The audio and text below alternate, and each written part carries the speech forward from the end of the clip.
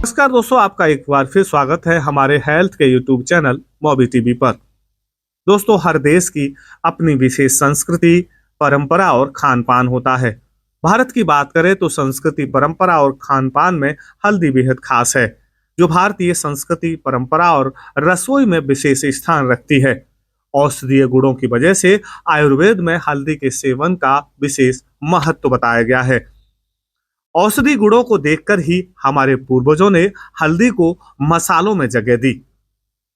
हर तरह की सब्जी, दाल में उपयोग की गई एक चुटकी हल्दी हमारे ऊपर होने वाली बीमारियों का बचाव एक मजबूत ढाल की तरह करती है। कहें तो हल्दी हमारे भोजन का एक ऐसा गहना है जिससे खाने में जहां रंग आता है तो स्वाद भी बेहद खास होता है। इसके साथ ही हल्दी से खाने की न्यूट्रिशन वैल्यू भी बढ़ती है। कहें तो छोटी मोटी चोट, दर्द, सूजन, सर्दी, जुकाम और हार्ट डिजीज के साथ ही कैंसर जैसी गंभीर बीमारियों से भी हमें हल्दी बचाती है।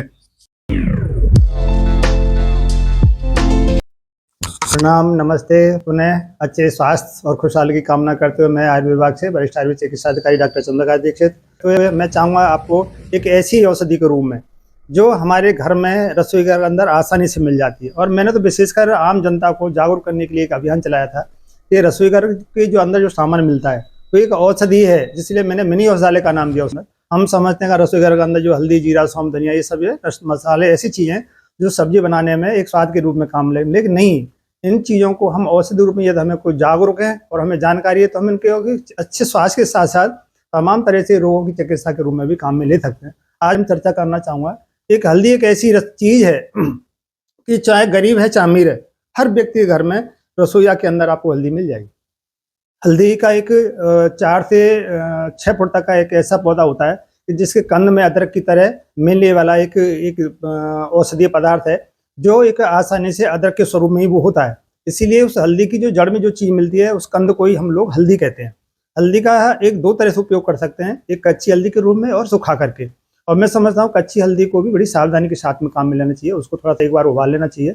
उबालने के बाद जब वो ठंडी हो जाए उसके पानी को एक अच्छे साफ पानी से फिर साफ करो पुनः, फिर कच्ची औषधि को एक जिस तरह से आप बनाना चाहते हो तब उसको काम में लेना चाहिए। इसी तरह से एक औषधि रूप में जब इसको परिवर्तित करते हैं हल्दी को, तो हल्दी को भी उसकी जो सूखी हल्दी उसको एक बार उबालते हैं पुनः, फिर उसको ठंडी होने के बाद सुखाते हैं, तब जाकर के हल्दी को काम में लेना चाहिए। हल्दी एक ऐसी एक औषधीय द्रव्य है जो हमारे शरीर के अंदर एंटीऑक्सीडेंट, एंटीबैक्टीरियल और एंटी फंगल के रूप में काम करती है। और मैं समझता हूँ कि पुराने समय में भी कहीं चोट लग जाए, कट जाए या कोई चर्म रोग हो जाए, तब हम हल्दी का उपयोग पुराने जमाने से करते हुए आ रहे हैं। ऐसी कौन सी एक आयुर्वेद की तमाम ऐसी औषधीय जो व्यवस्थाएं जिसमें हल्दी का उपयोग नहीं होता हो, तो एक हल्दी की सर्वमान्य एक ऐसी जो हर घर में पाए जाने वाला खाद्य पदार्थ है, जो एक बहुत ही सस्ता और सर्वसुलभ है। ये तमाम तरह के रोगों में इसको काम में ले सकते हैं। विशेषकर आपका पीलिया है, खून की खराबी है, चर्म रोग, तमाम तरह के रोग हैं, पेट की खराबी है, पेट के अंदर कीड़े हैं, तमाम इस तरह की व्यवस्थाओं में हल्दी के रूप में, चिकित्सक रूप में काम में ले सकते हैं।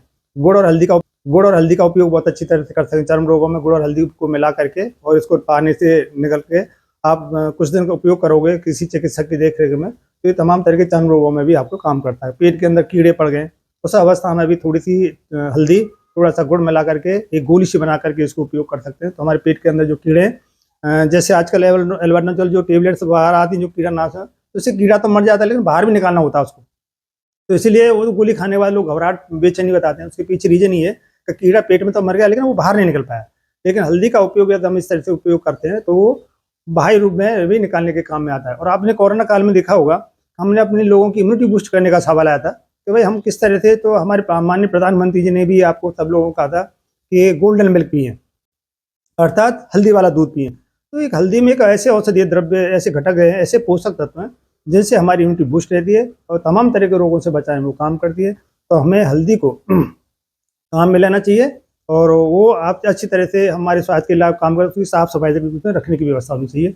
देखिए, आपको जो हल्दी की सामान्य मात्रा है, आप रोग की अवस्था में तो उसकी मात्राएं बदल जाती है, लेकिन सामान्यतः अपन 250 mg से, मतलब 2 रत्ती से लेकर के और 1 से 1.5 ग्राम तक अपन उसका उपयोग कर सकते हैं। आप उस समय जब से दूध मिल्क, अपने गोल्डन मिल्क तैयार करना है, आप जब बॉयल दूध कर रहे होते हैं उस समय पे आप उसमें चुटकी भर से लेकर के और चौथाई चम्मच, आधी चम्मच तक आप उसमें हल्दी डाल सकते हैं। जैसी आपकी तासीर है जैसी आपकी आवश्यकता है।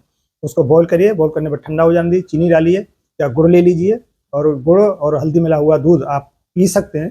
तो वो हमें तमाम तरह के रोगों से बचाने में, कफ, खांसी, जुकाम जिनको बार बार हो जाता है, जिनके थोड़ा एलर्जिक परेशानियाँ रहती हैं, उन लोगों को भी ये हल्दी एक इम्यूनिटी बूस्ट के रूप में काम करती है। और तमाम तरह के गले में होने वाले, पेट में रोग होने वाले, त्वचा में रोग होने वालों, उनको सबसे हमें ठीक होने से बचाती है, और बीमारी की अवस्था में हमें ठीक भी चिकित्सकीय काम भी करती है। धन्यवाद।